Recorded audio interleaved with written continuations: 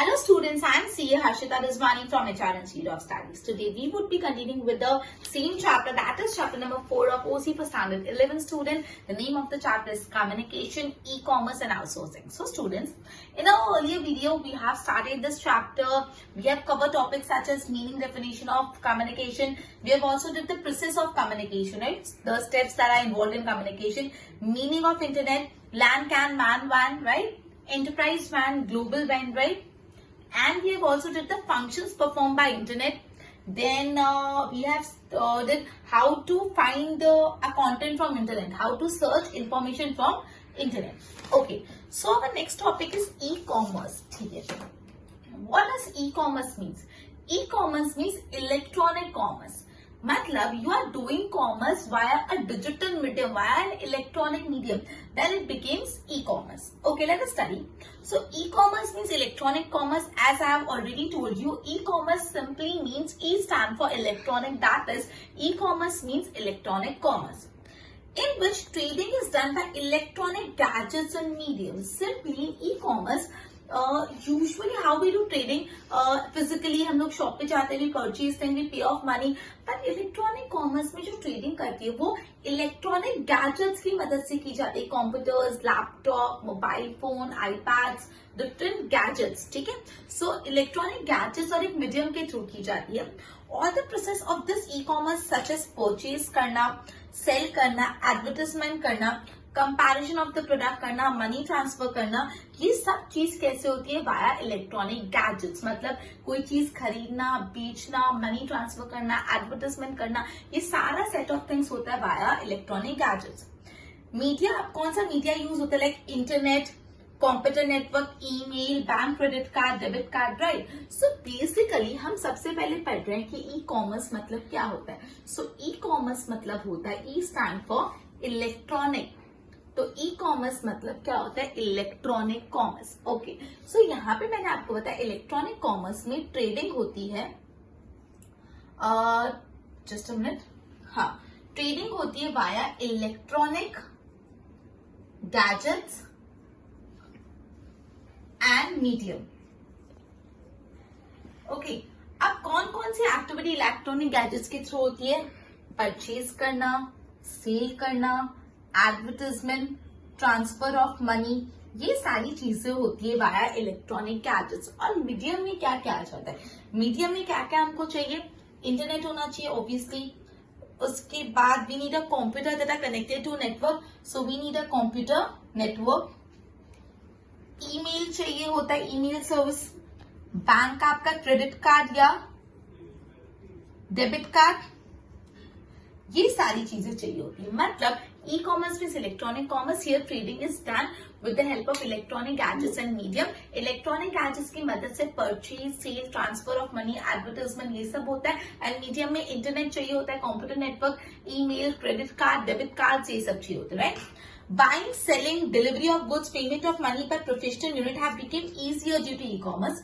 Also, time and expenditure of customer for buying has been reduced.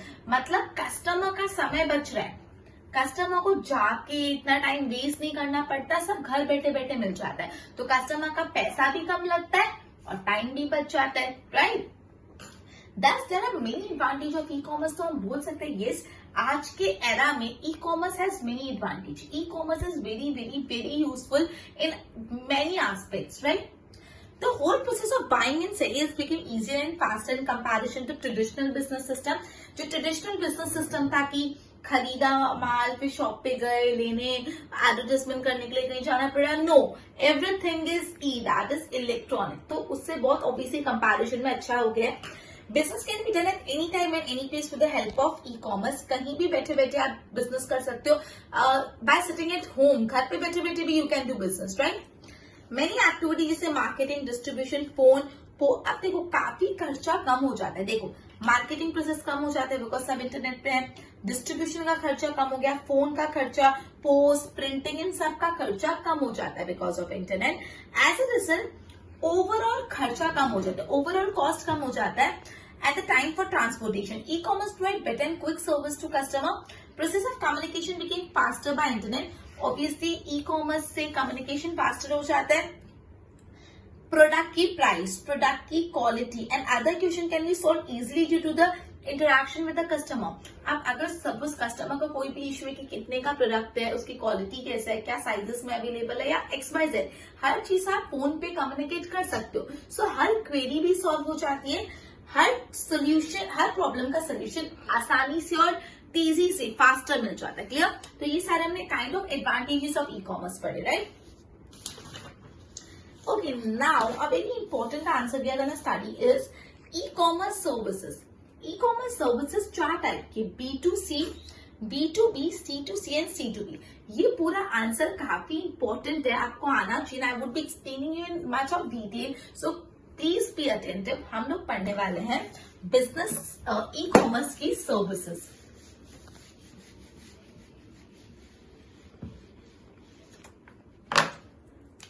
E-commerce services, right?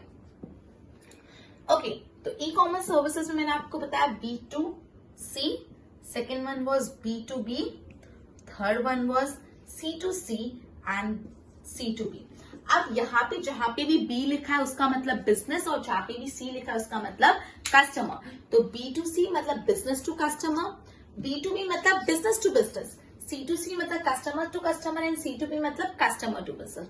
हम एक एक detail में पढ़ते हैं। सबसे पहले B2C, B2C मतलब बिजनेस और कस्टमर, बिजनेस टू कस्टमर। देखो, in this there is a seller at one end and a customer at another. Obviously यहाँ पे B2C है, तो एक एंड पे बेचने वाला है सेलर और दूसरे एंड पे कौन है? खरीदने वाला कस्टमर। ठीक है? सेलर सेल द प्रोडक्ट और service to the customer with the help of internet. मतलब जो सेलर है कस्टमर को प्रोडक्ट बेचता है with the help of internet. अपनी वेबसाइट पे रख सकते हैं, कस्टमर ऑर्डर प्लेस कर सकते हैं जो उनको पसंद आया eight any time any place, कहीं भी बैठे बैठे कोई भी समय पे। कस्टमर को अगर किसी की वेबसाइट पे जाके कोई चीज अच्छी लग रही है तो वहां पे आप ऑर्डर प्लेस कर दो। ओके, तो सेलर अपना प्रोडक्ट डायरेक्टली कस्टमर को बेच देगा, कोई मिडिल मैन नहीं। यूजुअली क्या होता है कि बिजनेसमैन होता है, फिर वो कोई एजेंट को देता है, एजेंट कस्टमर को देता है, तो कस्टमर तक पहुंचते पहुंचते प्रोडक्ट बहुत महंगा हो जाता है। यहाँ पे कोई मिडिल मैन ही नहीं, direct business to customer, right?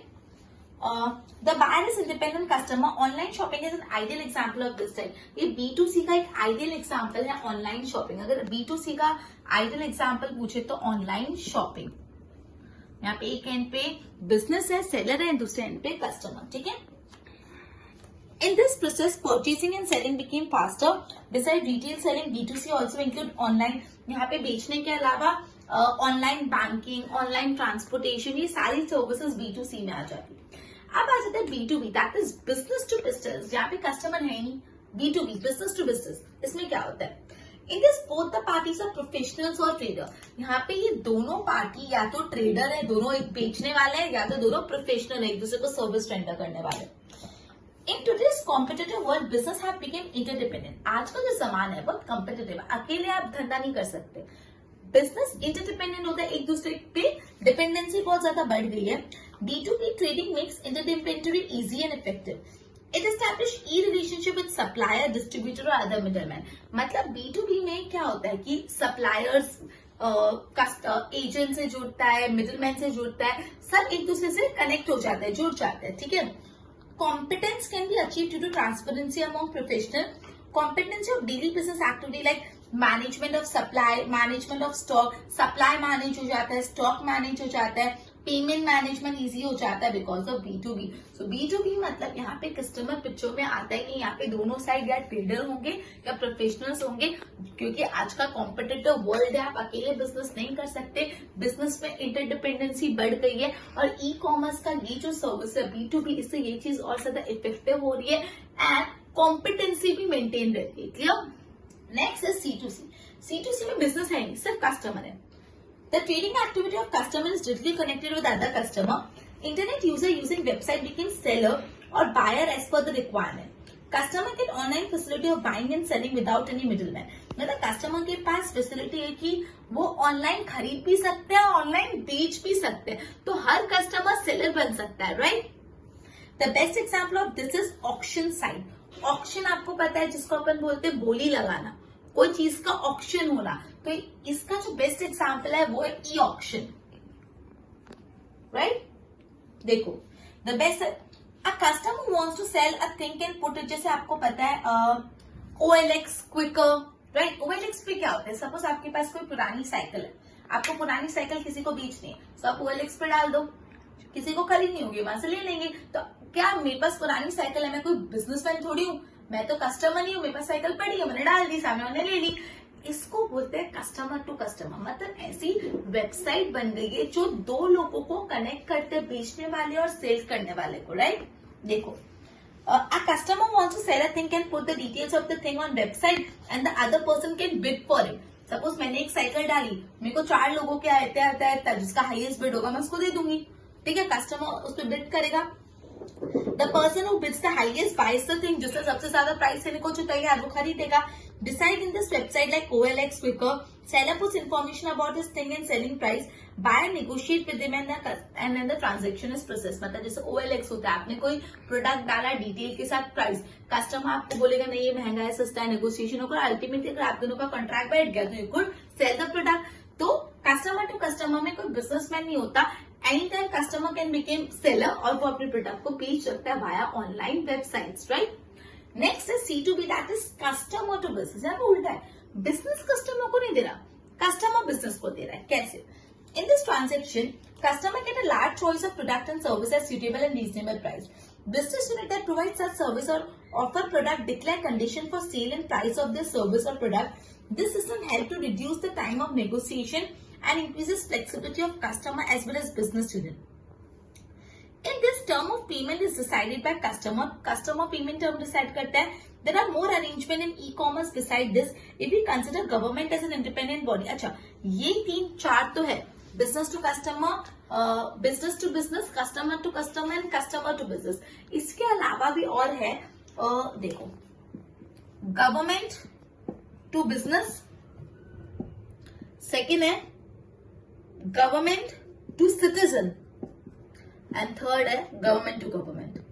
मतलब टोटल 4, 5, 6, 7 हो गए। Government to businessman, government to business, government to citizen and government आपस में, ठीक है। सो ये अपने ई कॉमर्स की सर्विसेज पढ़ी, B2B, B2C, C2C and C2B and government to government, government to citizen and government to business. Clear? Okay, next topic that is requisite equipment for successful implementation of e commerce. अगर आपको e commerce करना है तो आपके पास कौन कौन से equipments होने चाहिए जब आप ई कॉमर्स कर सकते हो। तो चलो पढ़ते, काफी कॉमन सेंस बेस्ड क्वेश्चन है। इंटरनेट चाहिए होगा, कंप्यूटर, लैपटॉप, ऐसा कुछ चाहिए होगा। चलो देखते हैं क्या क्या चाहिए। जब अगर आपको ई कॉमर्स करना है तो आपके पास कौन कौन से इक्विपमेंट्स होने चाहिए। तो नेक्स्ट टॉपिक है requisite instrument in e commerce, right. तो सबसे पहला है वेबसाइट चाहिए आपको, right. For convenience of e commerce development, management and maintenance and upgradation of website is one. Website बनाओ, उसको डेवलप करो, उसको मैनेज करो, पुरानी होगी तो अपडेट भी करो, अपग्रेड भी करो। वेबसाइट मतलब क्या होता है? World wide web, WWW, right. Wide site means place, ठीक है। वेबसाइट में क्या होता है? वेब मतलब होता है WWW और साइट मतलब place, right. Website is the address of a firm at a world wide web. मतलब जैसे आपका दुकान का एड्रेस होता है ना, वैसे ही वर्ल्ड वाइड वेब, इंटरनेट के एड्रेस को वेबसाइट बोलते हैं। वेबसाइट क्या होता है? आपका इंटरनेट पे एड्रेस क्या है। क्लियर?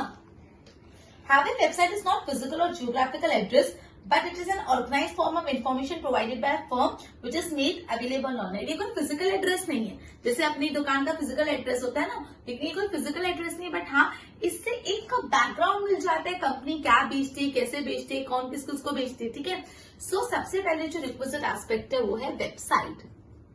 वेबसाइट को आप डेवलप करो, मेंटेन करो, अपग्रेड करो। वेब मतलब WWW और साइट मतलब प्लेस। वेबसाइट आपकी इंटरनेट की एड्रेस है, ये कोई फिजिकल एड्रेस नहीं है, राइट। देन है obviously you need a computer that has internet connectivity, computer with internet connectivity. The computer of trader और customer must have internet connectivity for the purchase and sale. अगर आपको purchase और cell करना है online तो obviously internet होना चाहिए और कंप्यूटर होना चाहिए। कंप्लीट इतनी सी बात है, computer with internet connectivity activity. Next is you should have a debit card or a credit card, right? So a trader not familiar with one another e-commerce. E-commerce में आप जानते नहीं कौन बेच रहा है किसको बेच रहा है, ठीक है? So the question of financial transaction arise, तो पैसे का लेन देन कैसे करेंगे?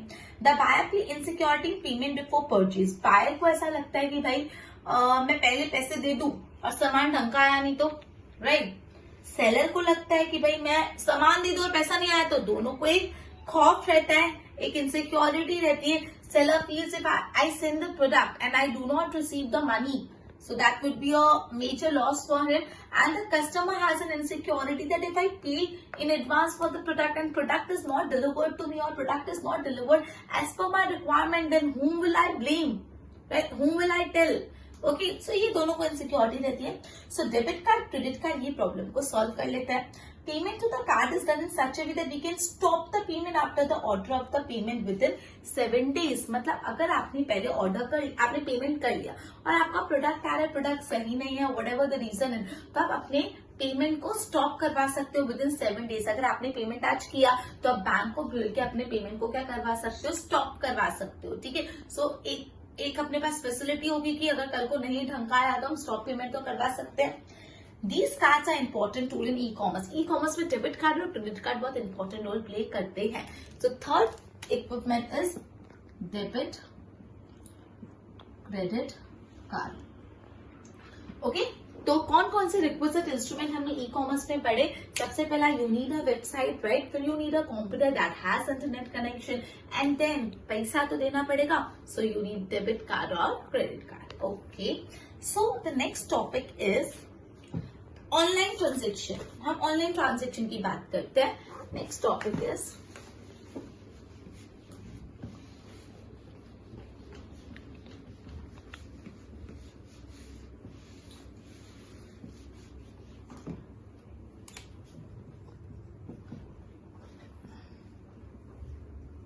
Online transaction. Pre buying selling stage.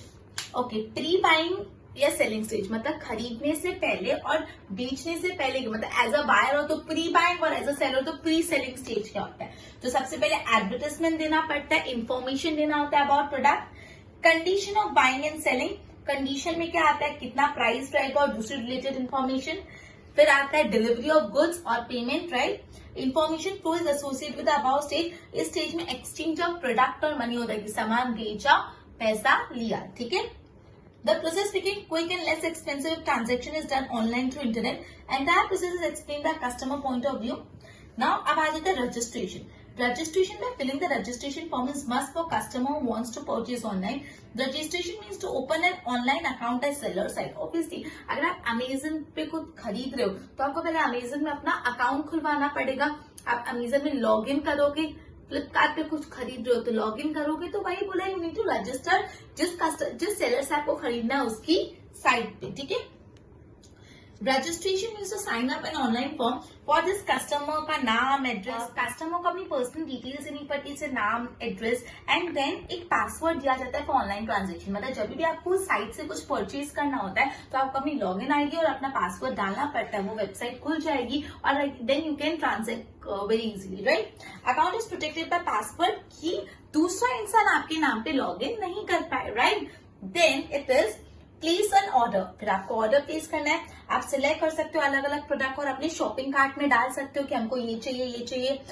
Shopping cart is a list. Shopping cart मतलब क्या होता है? List of product selected by buyer while shopping online. जैसे आप कभी डीमार्ट में शॉपिंग करने गए, जैसे फॉर एग्जांपल, तो आप एक कार्ट लेके जाते हो, ये भी चाहिए, ये भी चाहिए, डालते जाते हो ना, वही shopping cart. Shopping cart online shopping cart एक कार्ट होता है जिसमें हम डालते जाते हैं, मुझे ये भी चाहिए, ये भी चाहिए. So shopping cart list of the product that the customer is selected to buy. जिसको खरीदना है उसके लिए उसने उसको बाय करने के लिए सिलेक्ट करा है. After preparing a list of shopping cart, एक option of payment can be selected thereafter. उसके बाद आप पेमेंट ऑप्शन कैसे पेमेंट करना है वो आप सिलेक्ट करोगे. पेमेंट ऑप्शन आज payment can be made in different mode. COD आता है, कैश ऑन डिलीवरी, कि जब आपके पास प्रोडक्ट घर पे है तब आप कैश दोगे, या तो चेक से पेमेंट कर सकते हो, नेट बैंकिंग से कर सकते हो, credit card, debit card, digital cash. There are various option available जिससे आप पेमेंट कर सकते हो. तो ये था ऑनलाइन ट्रांजेक्शन का प्रोसेस. सबसे पहले था प्री बाइंग या सेलिंग. प्री बाइंग सेलिंग मतलब यहाँ पे बेसिकली आपको इंफॉर्मेशन गैदर करनी है, उसके बाद आपको बाइंग या सेलिंग की कंडीशन प्लेस करनी है कि क्या प्रोडक्ट का प्राइस रहेगा और अदर डिटेल्स।